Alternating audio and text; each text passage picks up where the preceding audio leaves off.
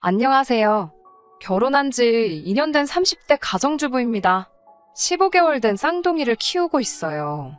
며느리 고충은 요만큼도 이해를 못해주는 신우와 그 신우의 뒤에 숨어서 착한 척하는 시부모님께 넌더리가 나 이혼을 결심했습니다. 사실 제가 신우와 시부모님 때문에 이혼한다고 말은 하지만 엄밀히 말하면 이게 다 남편이 문제인 거지요.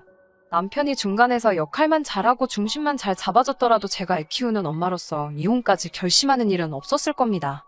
저와 남편은 지인의 소개로 만났습니다. 당시 저는 중견기업을 다니고 있는 평범한 회사원이었고 남편은 작은 가게를 운영하고 있었어요. 처음에 소개받았을 때 저는 사실 남편에 대해 크게 감흥은 없었는데 남편은 저에게 꽂혔다고 하더라고요. 적극적인 애정 공세와 사랑 고백에 저도 결국 마음의 문을 열고 연인 사이가 되었습니다. 그랬던 남편이 결혼 후에는 참 많이 달라졌어요. 그 시절 찍었던 우리 둘의 사진을 보면 같이 사는 이 남자가 사진 속 남자가 맞는지 의심스러울 정도니까요. 아무튼 저희는 그렇게 2년 반을 연애하고 결혼에 골인하게 되었습니다. 남편은 세 남매 중 막내입니다. 위로는 7살 많은 미혼인 신우가 있고요. 또 4살 차이 나는 형님이 있어요. 형님은 저와 남편이 결혼하고 얼마 지나지 않아 처자식 다 데리고 해외로 이민을 갔습니다. 그렇다 보니 실질적으로 왕래를 하는 건 신우뿐이지요. 신우는 시부모님과 같이 살고 있었는데 표면적으로는 나이든 부모님을 자기가 돌본다고 했지만 솔직히 제3자인 제가 보기엔 능력 없는 신우가 그나마 먹고 살만한 시부모님께 얹혀 사는 거였어요. 하지만 본인은 진짜로 자기가 마치 무슨 큰 효도라도 한다고 생각하는지 늘 고개를 치켜들고 목이 빳빳했으며 늘 저에게 이래라 저래라 훈수를 두는 일이 많았습니다. 결혼 전에 있었던 일입니다. 결혼 이야기가 나오고 나서 시댁에 인사를 가게 되었어요. 그때도 신우는 시부모님과 같이 살고 있었고 무직인 상태였습니다.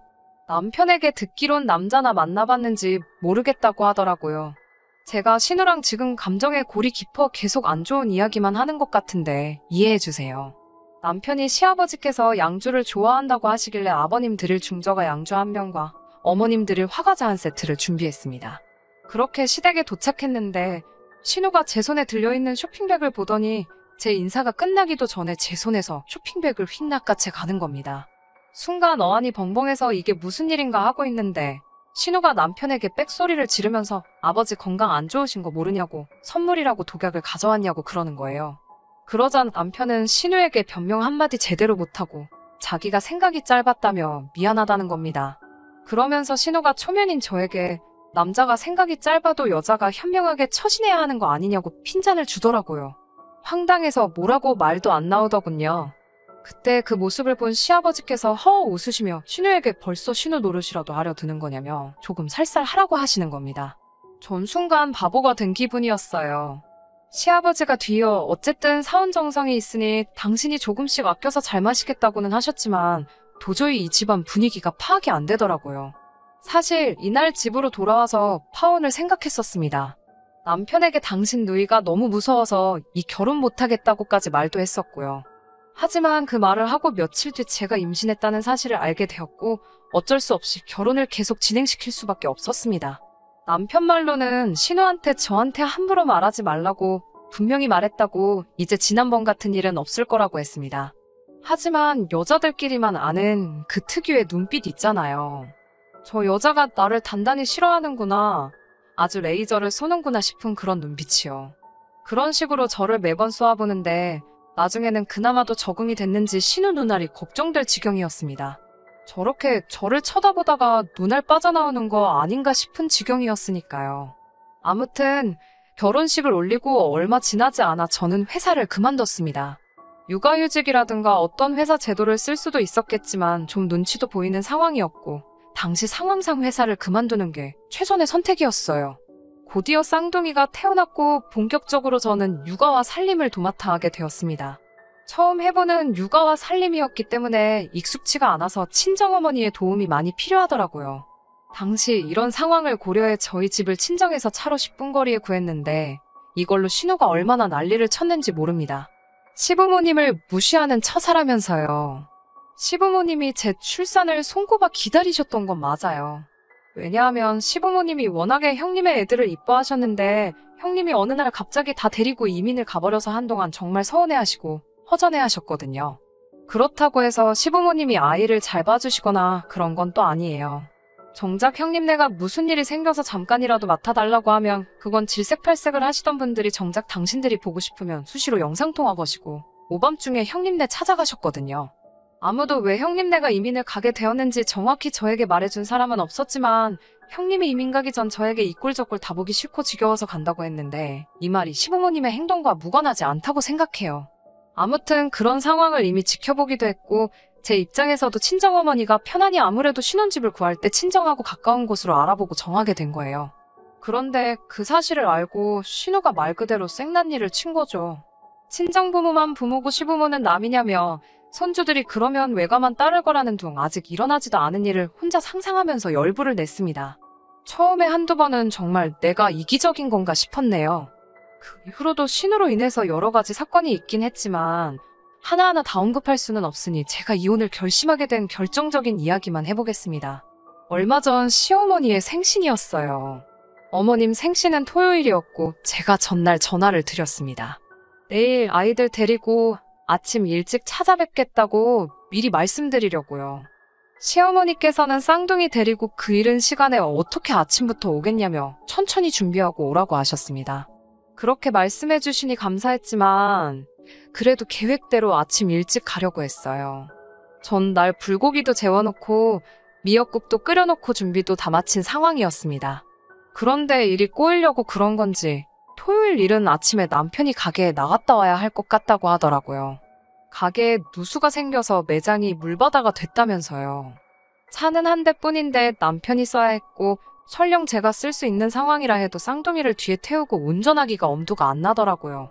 시댁은 차로 안 막히면 40분 막히면 1시간 거리에 있어요. 결국 남편이 시어머니께 전화를 드리고 가게에 나갔습니다. 2~3시간은 걸릴 것 같다길래 잡채 하나 더 만들었고요. 그렇게 제 나름대로 양손 바리바리해서 점심 무렵에 시댁에 도착했습니다. 시댁에 도착해서 현관벨을 울리니 어머님께서 웃으며 문을 열어주셨어요. 그러더니 저희더러 이제 저흰 신우 손에 죽었다면서 그냥 무조건 잘못했다고 하랍니다. 그게 무슨 소린가 파악을 못하고 있는데 우당탕탕 신우가 쫓아나오더니 남편한테 빌어먹을 자식이라며 밀치더라고요. 남편과 저는 영문도 모르고 현관 앞에서 밀려나고 있었어요. 남편이 왜 이러냐고 소리를 치면서 신우를 뿌리치고 집 안으로 들어갔고 저도 남편을 따라 들어갔습니다. 그러자 신우가 저희 뒤통수에 대고 악을 쓰면서 현관문을 닫는 거예요. 남편이 도대체 왜 난리냐고 짜증을 내니까 신우가 한다는 소리가 저희더러 시댁을 무시하는 거네요. 시어머니 생신인데 어떻게 전화 한 통 없냐면서요. 남편이 아침에 전화하지 않았냐니까 너 말고 쟤라면서 저한테 삿대질을 하더군요. 그런 식으로 행동할 거면 이 집에 오지 말라면서요. 싸가지가 없다면서 시댁을 무시해도 분수가 있지. 그따위로 할 거면 오지 말라는데 저도 정말 속에서 열불이 나더군요. 집안에서 신우가 그렇게 악다구니를 쓰고 있으니 쌍둥이들은 울어대기 시작했고요. 그런데 더 어이가 없는 건 어머님이나 아버님 그 누구 하나 나서서 신우한테 그만하라 말씀을 안 하시는 겁니다. 제가 해온 음식은 열어보지도 않고 부엌 귀퉁이에 놓고선 자기가 새벽부터 다 준비했다며 미역국이며 뭐며 늘어벌려 놓더라고요. 조미료 냄새가 풀풀 나는 데다 양도 얼마나 조금 했는지 성인 5이 먹기에 턱없이 부족했어요. 그런데도 죽어도 제가 한 음식은 열어보지도 않더군요. 보다 못한 남편이 애엄마가 해온 것 좀 먹어보라고 어제부터 오늘 아침까지 한 거라고 하니까 신우가 그렇게 귀한 음식은 니들끼리나 먹으랍니다. 슬퍼서 눈물이 나는 게 아니라 억울하고 서러워서 눈물이 날 것 같았지만 그래도 시어머니 생신상 앞에서 우는 건 차마 아닌 것 같아서 정말 눈물을 삼키며 꾸역꾸역 밥을 밀어 넣었습니다. 식사를 마치고 거실에 모였는데 신우가 또 시비를 걸더라고요. 도대체 왜 시어머니 생신날 아침에 왜 전화를 안 한 건지 이유나 들어보자고요. 저는 애들도 있고 시부모님도 다 계신 자리에서 이렇게 목소리 높이는 건 예의가 아닌 것 같으니 나중에 이야기하자고 했습니다. 그러자 저더러 부모에 대한 도리도 모르는 것들이 누굴 가르치려 드냐면서 또 소리를 치더군요. 저더러 며느리 도리 같은 것도 모르냐면서요. 막말로 시집도 안 간 신우가 그런 소리를 하니까 우스웠어요. 저더러 방으로 따라 들어오라길래 어쩌나 보려고 따라 들어갔습니다. 방으로 들어가자마자 제 어깨를 손가락으로 탁탁 밀면서 저더러 네가 뭐가 그렇게 잘나서 그런 눈으로 윗사람을 쳐다보는 거냐며 말해보랍니다. 학교 다닐 때 어지간히 사고치고 다녔다며 그것도 자랑이라고 떠들어대더니 이런 거였나 싶대요. 저도 나이 먹을 만큼 먹었는데 행동 조심하시라고 제가 한마디 했더니 제가 자기를 돌게 만든다면서 절 한 대 칠 기세로 손을 올리더군요. 제가 그 손을 잡아채고는 저도 똑같이 신우가 한 것처럼 손가락으로 신우 어깨를 밀었습니다. 윗사람이면 윗사람답게 행동하고 호칭부터 고치라고요. 어디 무식하게 야. 너 그러냐고 했습니다. 그러고는 방을 먼저 나오니까 뒤에서 따라 나오면서 저더러 방금 뭐라고 짓거린 거냐며 또 떠들어 보랍니다. 저도 악이 받쳐서 생쇼 아닌 쉥쇼를 했어요. 식사 때부터 감정은 이미 격해질 대로 격해진 상황이었으니 눈물이 절로 나길래 정말 나한테 왜 그러는 거냐고 그렇게 내가 싫으면 이제 여기 안 오겠다고 그랬습니다. 영문을 모르는 남편은 신우에게 진짜 작작 좀 하라고 그러니까 형도 도망간 거 아니냐고 소리를 지르더군요. 저는 제가 해간 음식을 도로 다 챙기고 남편은 쌍둥이 챙겨서 그 집에서 빠져나왔습니다. 나오면서 시부모님께 죄송하다고 인사는 드렸어요. 그러자 곧 아버님이 저희 뒤를 따라 나오시더군요. 지하 주차장에서 아버님이 제 손을 잡으시곤 당신 딸이지만 성질이 못 같아서 그래도 윗사람한테 대드는 건 안 좋은 습관이지 않느냐고 하시며 이따 저녁에라도 아랫사람인 제가 신우에게 먼저 죄송하다고 사과하랍니다. 팔은 안으로 굽는다더니 어쩔 수 없구나 싶었어요. 죄송한 것도 없는데 집안 분위기 해치기 싫다는 이유로 억지로 사과하면 신우가 얼마나 기고만장할까 싶기도 했고요. 집으로 돌아와 침대에 엎드려 정말 엉엉 울었습니다. 속상하고 억울하고 서럽고 이 집구석이 얼마나 잘났다고 아무리 신우라지만 그런 인간한테 이렇게 수모를 겪나 싶더군요. 그래도 그렇게 한동안 눈물을 쏟아내고 나니 마음이 한결 가라앉았습니다. 거실로 나오니 쌍둥이를 보고 있던 남편이 기분이 좀 풀렸냐고 묻더군요. 그러더니 이제 누나한테 전화하자고 하더라고요. 어이가 없어서 남편을 노려보니 적당히 해야지 자꾸 일 크게 만들어서 좋을 게 뭐가 있냐면서요. 앞으로 자기 부모님이랑 누나 하나도 안 보고 살 거냐면서 이쯤에서 숙이고 들어가면 뭐라고 하는 사람도 없을 거고 누나도 충분히 저를 용서해 줄 거랍니다. 그제서야 퍼뜩 드는 생각이 이 인간도 그 집사람이구나 싶더라고요. 남편에게 어제 네 누나한테 내가 그렇게 당하는 걸 보고도 그런 소리가 나오냐고 물으니 입을 꾹 다물고 있었습니다. 제가 네 누나가 나한테만 욕했냐고 당신한테도 빌어먹을 자식 등신이라는 등욕이란 욕은 다 했는데 아무렇지도 않냐고 물어보니 펄쩍 뛰면서 자기 누나가 언제 그런 소리를 했냐고 저더러 제정신이 아니랍니다. 그렇게 말도 안 되는 소리를 할 거면 저더러 그냥 들어가서 잠이나 더 자라고 그래요.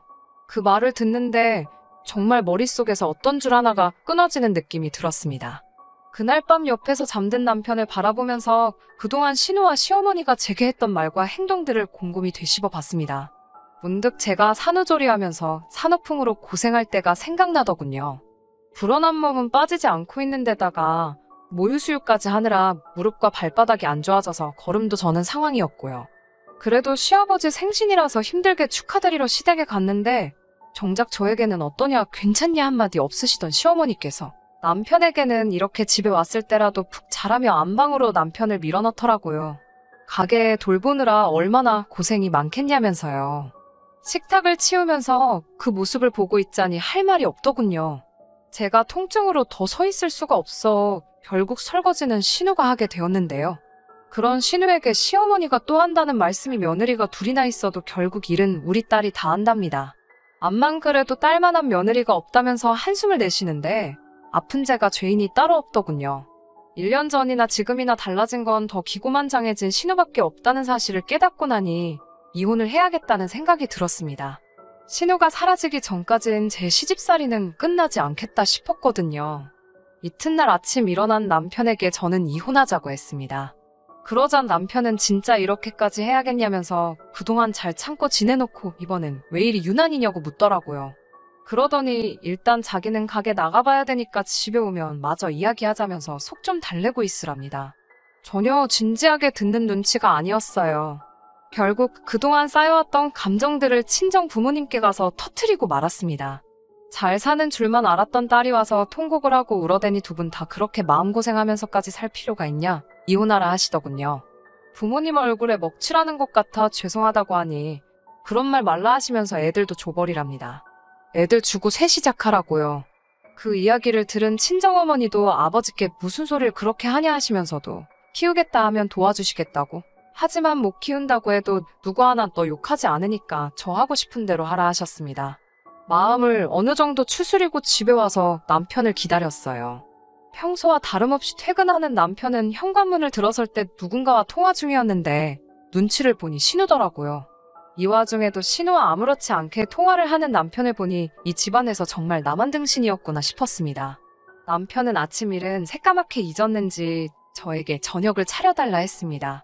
저는 미동도 하지 않고 남편을 물끄러미 쳐다봤어요. 그제서야 남편은 아직도 기분이 안 좋냐며 자기도 피곤한데 이제 그만하자는 겁니다. 남편에게 위자료도 모두 다 필요 없으니까 아이들도 당신이 키우라고 대신 이 집에서 나가만 달라고 했습니다. 그제서야 남편도 상황이 장난이 아닌 걸 눈치챘는지 이야기 좀 하자더군요. 저는 더할 이야기 없으니 챙겨든 짐하고 애들 데리고 시댁으로 가라고 했습니다. 솔직히 아이들을 남편하고 보낸다는 게 가슴이 찢어질 듯 아팠지만 제가 애들을 키운다고 하면 그 점을 볼모로 저를 놔주지 않을 시댁이란 걸 알고 있었기에 방법이 없었어요. 전세집의 경우 결혼식을 준비하는 과정 동안 남편이 저에게 가게 매출이 급감하고 있다는 사실을 숨기고 있었습니다. 집을 구하려고 하는데 남편이 주기로 한 돈을 주지 않아 제가 추궁을 했고 그제서야 신혼집에 쓰려던 돈을 가게에 썼다고 털어놓더라고요. 하늘이 노래지는 기분이었지만 배는 불러오지 화만 내고 있어선 될 일이 아니었기에 어쩔 수 없이 친정부모님의 도움을 받은 상황이었습니다. 그제서야 남편은 자기가 어떻게 해주길 바라는 거냐고 저에게 묻더라고요. 저는 남편에게 누나랑 연 끊고 살았으면 좋겠다 했습니다. 시부모님하고도 명절이나 생신을 제외하고는 만나고 싶지 않다고 했어요. 애들도 보여주고 싶지 않다고요. 그러자 남편은 다 늙은 부모님을 상대로 화풀이를 하고 싶은 거냐며 저에게 다시 역성을 내더군요. 역시 집어릇게 못 주내라고 제가 내뱉었고 남편은 저더러 그런 여잔 줄 몰랐답니다. 나도 너가 이렇게 한심하고 무능한 남잔지 몰랐다고. 그러니까 헤어지자는데 왜 이렇게 잔말이 많냐고 쏴붙이자 한다는 소리가 자기는 애는 못 키운답니다. 자기 혼자 장사하고 애들도 어떻게 키우냐고요. 얼마 되지도 않는 재산 변호사 끼고 이혼 소송해봤자 수임료 떼주고 나면 남는 것도 없겠다는 생각이 번뜩 들어서 그러면 내가 애를 키울 테니 양육비를 달라고 했습니다. 양육비만 제때 주면 한 달에 한 번씩 시부모님 만나는 건 허락해주겠다고요. 남편은 생각할 시간을 달라 하더군요. 그리고 며칠 뒤 신우에게서 전화가 걸려왔습니다. 신우 두 글자가 핸드폰 액정에 뜨자마자 가슴이 쿵쾅거리고 당장이라도 토할 것 같은 기분이었지만 무슨 소리를 하려고 걸었나 싶어 전화를 받았어요. 신우는 한껏 차분한 목소리로 이혼하기로 했다는데 그게 사실이냐고 물었고 네 덕분에요라고 대답했습니다.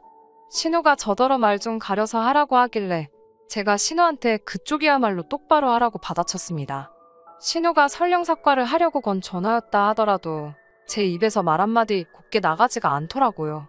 한 번 만나서 이야기나 했으면 좋겠다고 그러길래 그러자 했습니다. 더는 당하고만 있을 저도 아니었으니까요. 약속된 장소에 나가니 신우와 시부모님 그리고 남편까지 나와 있었습니다.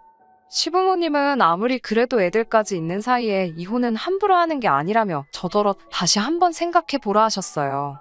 저는 그런 말씀 하실 거면 가보겠다고 자리에서 일어났고 그러자 남편은 정확히 제가 바라는 게 뭐냐고 또 묻더군요. 말하지 않았느냐.